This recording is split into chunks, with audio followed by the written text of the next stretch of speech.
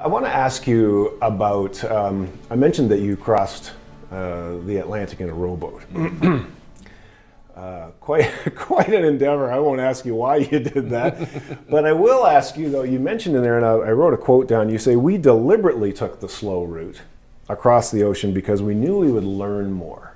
Now when I think of business, when we pick out a route, we pick the fastest route, the most efficient route to get there. Why do you promote the concept of taking the slow route? Well, life is about balance. And in business and in life, we're often trying to get there the quickest, the fastest.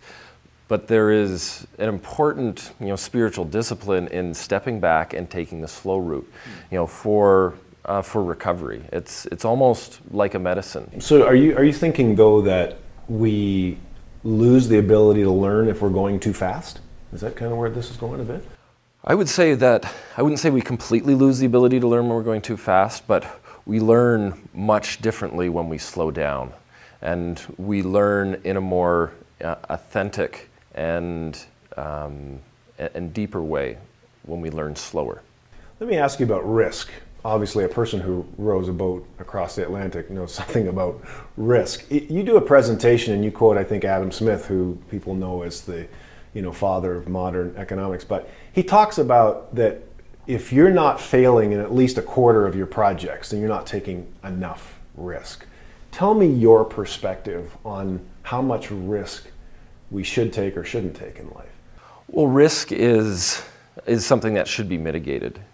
When people sometimes think about risk, they might think of doing something without thinking, doing something impulsively, just going out and taking needless risk.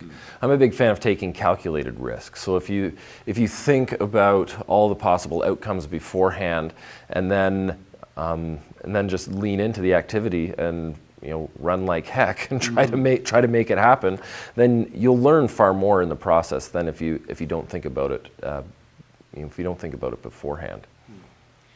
When you do rowing or you do some of these big adventures, taking on an Olympic standard is arguably a pretty high goal. How do you stay motivated though when you've set the bar so high, when the goal is so high and it gets tough? How do you stay motivated? We find motivation from many different places. The best way I've found professionally to find motivation is through other people. I'm a big believer that successful people surround themselves with successful people. We are a function of the 5 people we spend the most time with.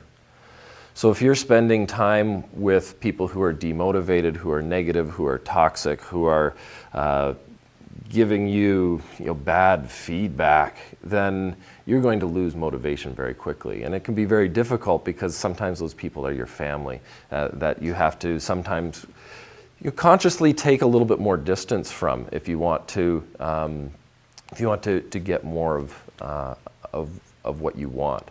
Again, it's teamwork. It's all about people with a common mindset, a common purpose, and motivation is contagious, especially if you pick the right people. Hey, thanks, Adam. Appreciate chatting with you today. Thank you very much.